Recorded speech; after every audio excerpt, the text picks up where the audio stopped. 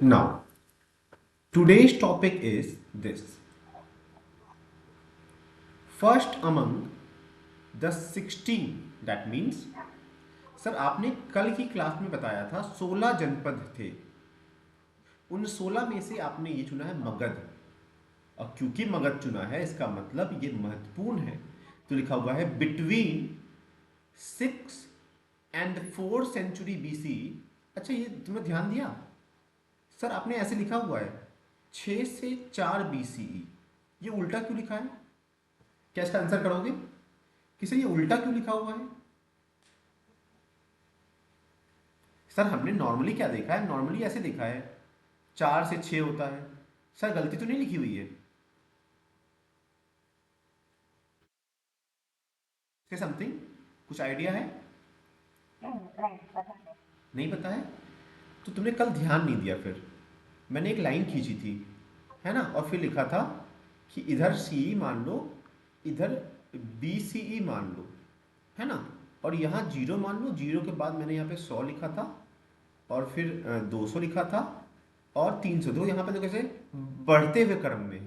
लेकिन ऑब्वियसली जब आप उल्टा जाते हैं, है ना, पास्ट में जाते हैं, तो देखो ऐसे देखो 200, फिर 300 है, फिर 400 है। तो अगर देखा जाए, तुम्हें बचपन में छोटे क्लास में पढ़ा भी होगा कि -3 बड़ा है कि -6 बड़ा है। बताओ कौन सा बड़ा है? -3 बड़ा है ना। तो उसी प्रकार से तो ध्यान देना कि ये जो यहाँ पर जो टर्म लिखा हुआ है, यहाँ पर जो टर्म लिखा हुआ है 4 और 6, ये माइनस में मानो। तो इसीलिए यहाँ पर 4 बड़ा है और 6 छोटा है, क्योंकि सर आप पास्ट में जा रहे हैं बिफोर कॉमन एरा।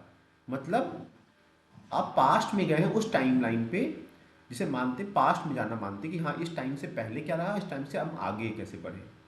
तो यस सर, जो आपने ये लिखा है ना, ये 4 to 6, इसका मतलब कि आप आप बीसीई की बात कर रहे हैं, इसीलिए उल्टा लिखा हुआ है यहाँ पर। सॉरी, 6 से लेके 4 तक लिखा हुआ है, मतलब 6 सर बड़ा छोटा है, 4 बड़ा है। क्या समझ में आया? ये बात दोबारा समझाएं, आगे समझ में? Good.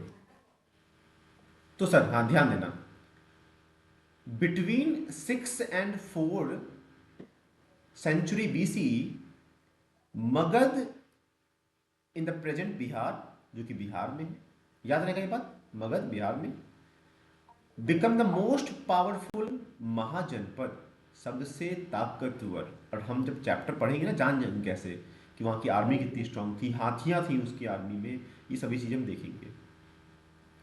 Sir modern historians explain this development in a variety of ways। कैसे? महा sorry Magadh was a region where agriculture was especially productive। Number one, sir जब आप कहते हो ना कि बहुत पावरफुल है, तो कैसे कहते हो पावरफुल है? प्रथम चीज, सर वो एग्रीकल्चर में बहुत अच्छा प्रोडक्शन कर रहे थे।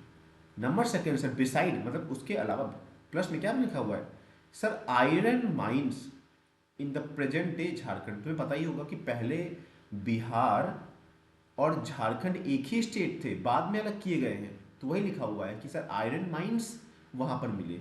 नंबर टू हो गया, डेट मीन्स वहां पर नेचुरल रिसोर्सेज भी थे, है ना, accessible and provide resources for क्या, हथियार टूल्स बनाने के लिए, है ना, वेपन्स बनाने के लिए, इन सभी के लिए था। ये दो पॉइंट ध्यान में आ रहा है।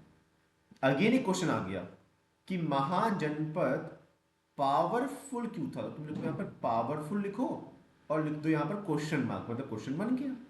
तो नंबर वन पॉइंट, क्योंकि वहां पर बहुत अच्छी एग्रीकल्चर प्रोडक्टिविटी थी। नंबर टू, उनके पास नेचुरल रिसोर्सेज थे जिसका इस्तेमाल टूल्स और वेपन्स बनाने में कर रहे थे। नंबर तीन, है ना, अब तुम खुद सोचो, तुम मुझसे लड़ने आई मान लो, है ना, जमीन पर पैदल, और मैं हाथी पर बैठा हुआ हूँ, कौन जीतेगा?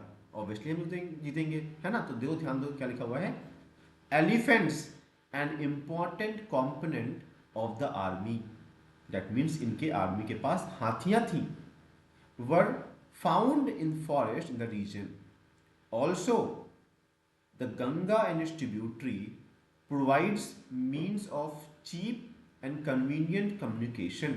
नंबर 4 सर, कम्युनिकेशंस के लिए इनके पास गंगा रिवर थी, उसकी ट्रिब्यूटरी थी। और हमने देखो, याद करो परसों वाली क्लास में जब मैं ज्योग्राफी पढ़ा रहा था तो मैंने बताया था तुम्हें कि सर पानी में हम सब लोग एक बड़ी सी नाव तक को हिला सकते हैं अपने हाथों से, क्योंकि पानी के अंदर है ना। इसका मतलब वहाँ एनर्जी कम लगती है, समय कम लगता है।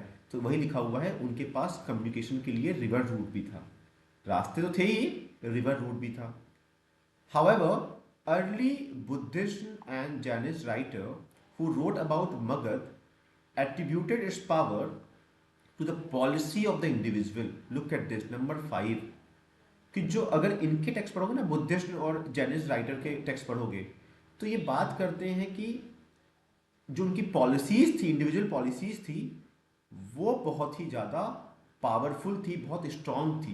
लेकिन at the same time ruthless ambitious king, समझ रहे हो, मतलब कि ये नहीं राजा बहुत दयालु है, नहीं, जो कंट्री के, जो उनके राज्य के लिए अगर कोई बड़ा फैसला लेना पड़ता है, कुछ रूड फैसला लेना पड़ता है, तो भी लेने से पीछे नहीं हटते थे। मतलब जो पॉलिसी मेकर्स थे, they were very powerful and very harsh, very ruthlessly. तो ध्यान देना सर, कैसे राजा थे, नाम देख लो, याद कर लो। सर बिंबिसार एक राजा हो गए, सर अजात शत्रु जो इनके बेटे, है ना, वैसे ही महापद्मन नंद, है ना, ये तीसरे सी। तो मैंने तुम्हें कहानी बताई नहीं कि जैनिज्म लिखता है कि इनको अरेस्ट, सोचो क्या हुआ था, देखो मान लो कि ये अजातशत्रु बेटा है, ये पापा है बिंदुसार, बहुत अच्छा कर रहे थे, अपने स्टेट को मैनेज कर रहे थे। लेकिन जब इनको एक राज दे दिया तो उसे खुश नहीं थे, वो चाहते थे पूरे मगध पे रूल करें, तो इसीलिए इनको मार दिया था जान से। लेकिन अगेन टेक्स्ट वेरी करता है, बुद्धिज्म क्या कहता है, जैनिज्म क्या कहता है, जैनिज्म कहता है कि नहीं, केवल जेल में रखा था। ये वेरी करता है इंफॉर्मेशन। लेकिन ध्यान रखना, ये इसके वो रूलर्स हैं जो कि जाने जाते हैं, है ना, are best known and their ministers who help, है ना, implement for their implement of their for their policies. Sir revise कराइए, आपने पूछा क्या था मुझसे, पूछा था कि मगध, है ना, इतना पावरफुल क्यों था। तो 5 पॉइंट में देखने को मिल रहा होगा, तुम चाहो तो 6 बना लो ऐसे करके। नंबर 1 तुम बताओ, नंबर 1 क्या है। एग्रीकल्चर। गुड सर, एग्रीकल्चर, ऐसे केवल एग्रीकल्चर में बोलो सर, एग्रीकल्चर बहुत अच्छा था, बहुत प्रोडक्टिव था, गुड। नंबर 2 बताओ। ठीक है, अब इसे कंप्लीट करो सर, उस रिसोर्सेज से ये हथियार और टूल्स बना रहे थे। तीसरा क्या है, थर्ड क्या है, गुड। हाँ, बोलोगे कि सर उनकी आर्मीज में एलिफेंट थे ना, बहुत सही बोल रहे हो। नंबर 4 बताओ।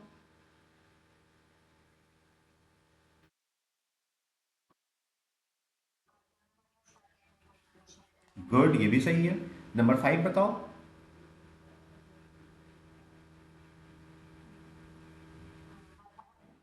नंबर 5 बताएं, रिपीट करते हैं। नंबर 5 में तुम चाहो तो ट्रिक के लिए लिख सकते हो पॉलिसी, रूथलेस पॉलिसी लिख लो यहाँ पर। नंबर 5 में पेंसिल से वहाँ लिख लो रूथलेस पॉलिसी। जो साइड में जगह है ना, मैं तुम्हें मिटा के, ये जो साइड में जगह है, ये जो जगह है साइड में तुम्हारी बुक के पास, यहाँ पर जो मैंने वर्ड्स बोले हैं ना, लिखते रहो साथ में। नंबर 1 में एग्रीकल्चर लिख लो, नंबर 2 में रिसोर्सेज लिख लो, नंबर 3 में एलिफेंट लिख लो, नंबर 4 में कम्युनिकेशन लिख लो, और ये तो गंगा लिख लो जो तुम्हें याद रह पाए। नंबर 5 में लिखो ऐसे करके रूथलेस, है ना, रूथलेस पॉलिसी लिख लो, रूथलेस पॉलिसी लिख लो, पॉलिसीज लिख लो, कि सर जो उनके स्टेट के लिए बेहतर होता था वो फैसले लेते थे। और एग्जाम्पल दूँ सर, बिंदुसार की बात कर लिए, है ना, अजात शत्रु की बात कर लिए, नंदा की बात करिए, ये सभी राजाएं, और उनके साथ में प्लस उनके मिनिस्टर्स ऐसे थे जो उस पॉलिसी को इम्प्लीमेंट करने के लिए सक्षम थे। कभी इनका अगर बुक में हम लोग को नहीं दिया हुआ है, तो अगर तुम स्ट्रक्चर देखोगे बहुत इंटरेस्टिंग स्ट्रक्चर था। राजा, राजा के फ्रेगमेंट हेड्स, है ना, अलग अलग डिपार्टमेंट के हेड्स, और ये फर्दर कई लोगों में एग्जीक्यूशन के लिए बांट दिया करते थे काम को, और सब अपने से ऊपर वाले को रिपोर्ट करते थे। बहुत ही अच्छा स्ट्रक्चर था, इसीलिए इतने लंबे समय तक चल पाया। याद रहेगा ये बात। यहाँ पर हमने क्या डिस्कस किया है कि मगध क्यों पावरफुल था, आप कैसे कह सकते हैं सर, हमने वो पॉइंट को डिस्कस किया यहाँ पर।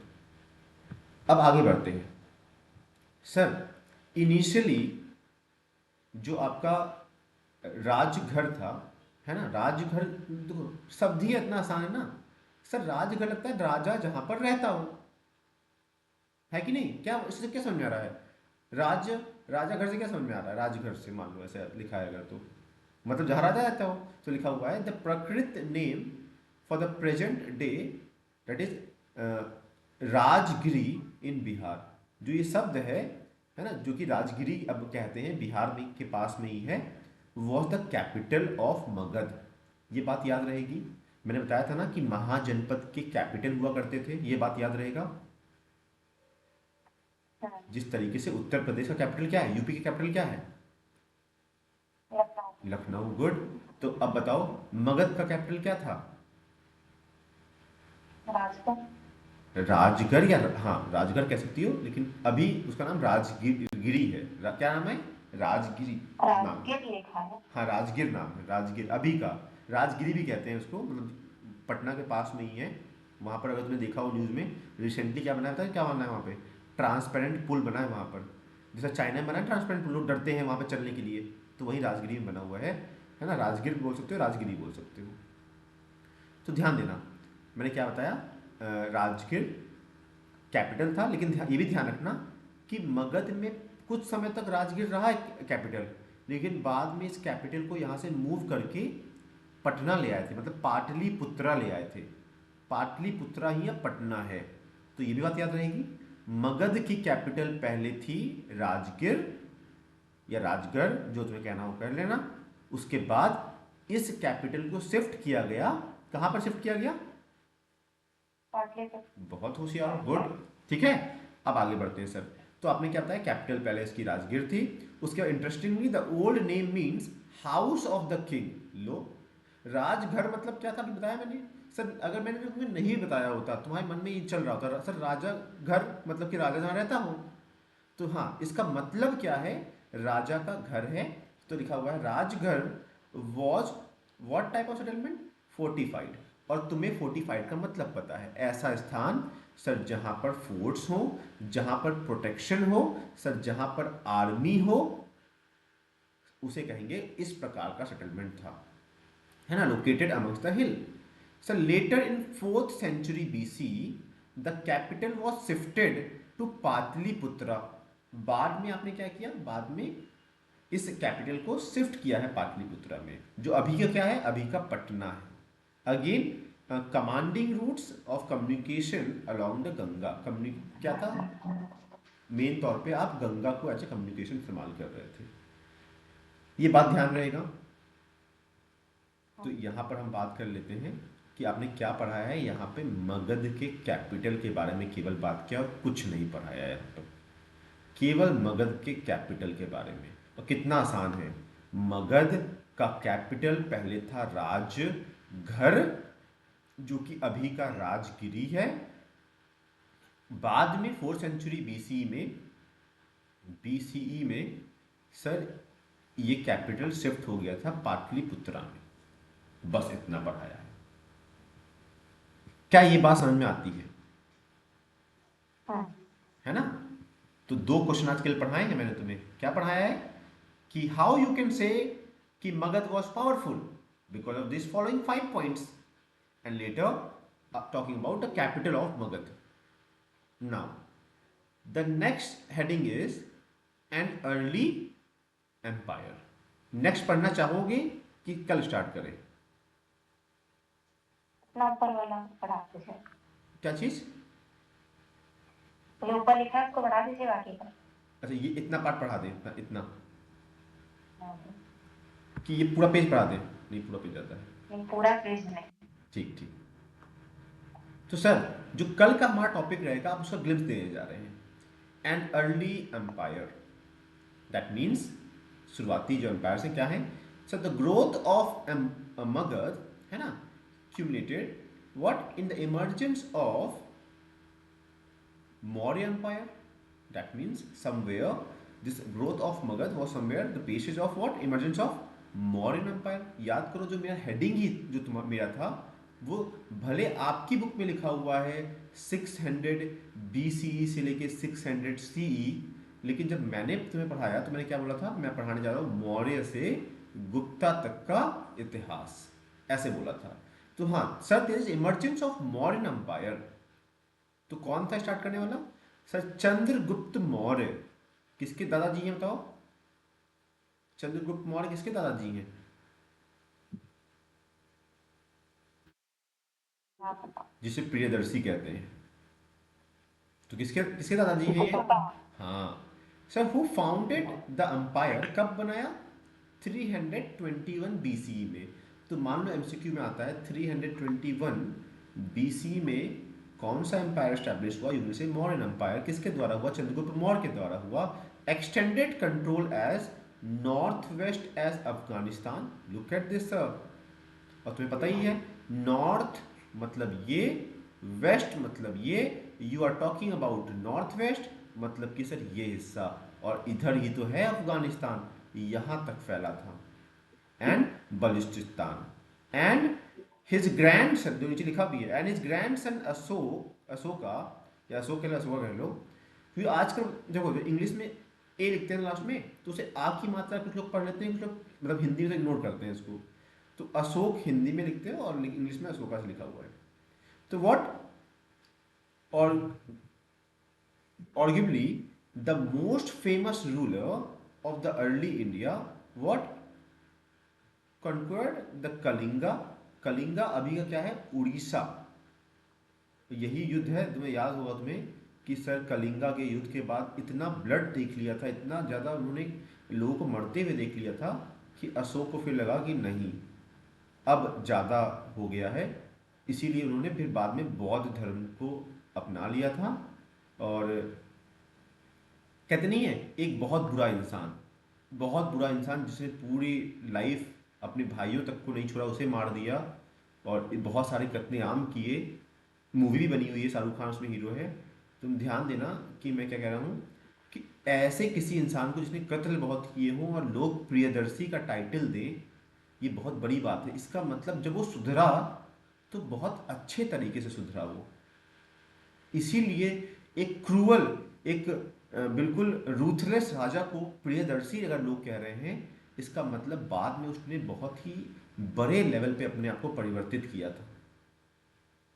तो ध्यान देना सर, मतलब कि आपने स्टार्टिंग पॉइंट बताई है मगध की कि हाँ किस तरीके से मगध था, पावरफुल था। बाद में उसके कैपिटल के बारे में आप बता रहे हैं कि किस तरीके से चंद्रगुप्त मौर्य ने मौर्य साम्राज्य की स्थापना की थी, और उसमें से एक फेमस रूलर है अशोका, उनके बारे में बात की। बस इतना ही बताया मैंने आज, और होप समझ में आया हो। नेक्स्ट क्लास में मिलेंगे।